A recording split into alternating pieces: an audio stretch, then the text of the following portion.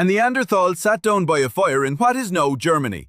He picked up a piece of birch bark. He heated it to exactly 340 degrees Celsius. Not 300, not 400, 340 for 5 to 6 hours.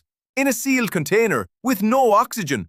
What dripped out was glue, the strongest adhesive any human had ever made. It would not crack in cold. It would not melt in heat. It bonded stone to wood so tightly that the spear in his hand could kill a mammoth without falling apart.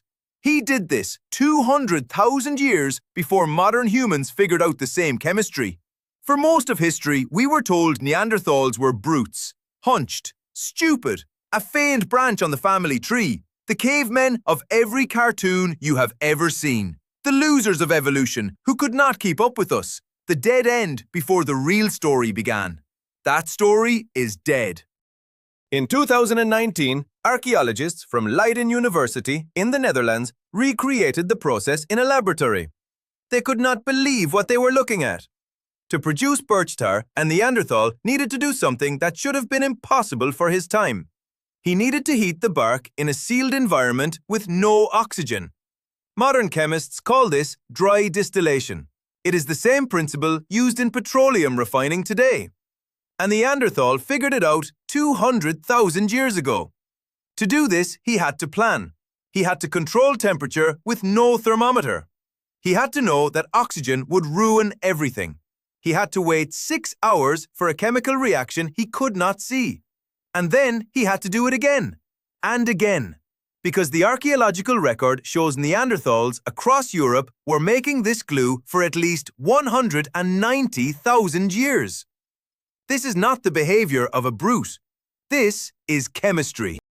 The first piece of birch tar was found near Königsau in Germany in 1963. A black lump, sticky, with a fingerprint pressed into it. The fingerprint of a Neanderthal who had touched the glue while it was still warm. 200,000 years ago. The print is still there. For 30 years, nobody knew what it was. The lump sat in a German museum, labeled as a curious natural deposit, possibly fossilized resin, possibly something else. Researchers passed it for decades without looking closer, until the 1990s, when a team finally ran chemical analysis on it. What they found broke the consensus. It was not natural. It was not fossilized. It had been manufactured. The molecular signature could only have come from controlled heating of birch bark in the absence of oxygen. Someone had made it on purpose. Someone who knew exactly what they were doing. The dating put it at over 200,000 years old. Modern humans were not in Europe yet.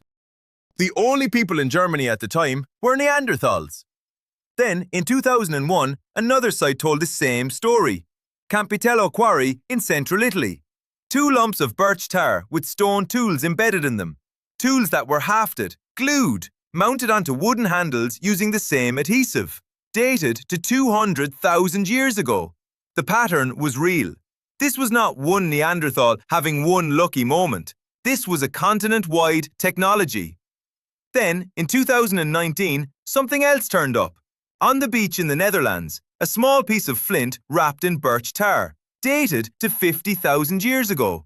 The tar had been used to attach the flint to a wooden handle. It worked. The bond was still intact when the tide brought it ashore. After 50,000 years underwater, the glue was still holding. For comparison, modern humans, our species, we did not start making birch tar adhesive until around 40,000 years ago in Europe. The Neanderthals had been doing it for 160,000 years before we showed up. We did not teach them, they taught us.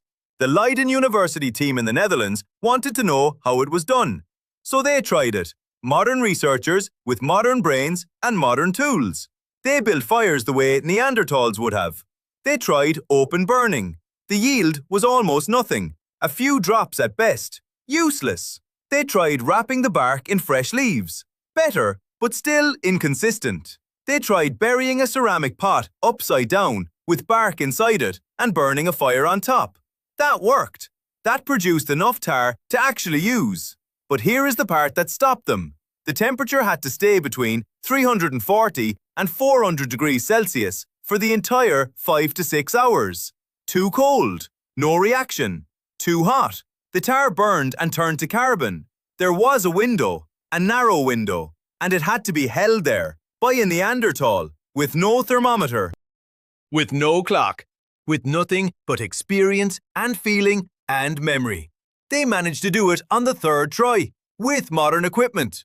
The implications go further than glue. Making birch tar requires what archaeologists call cumulative cultural knowledge. You cannot stumble onto it. You cannot do it once and forget. The recipe has to be taught, from parent to child, from generation to generation, for thousands of years without writing, which means Neanderthals had language, not grunts, not gestures. Language detailed enough to explain temperature, time, sealing, failure, correction. The fire must be hot, but not too hot. The pot must not crack. The bark must be fresh. If smoke turns black, you have failed. If nothing drips, you have failed. Wait longer. Wait shorter. Try again. You cannot teach this without words. You cannot pass it down for 190,000 years without a culture that values teaching itself. It also means they had teachers.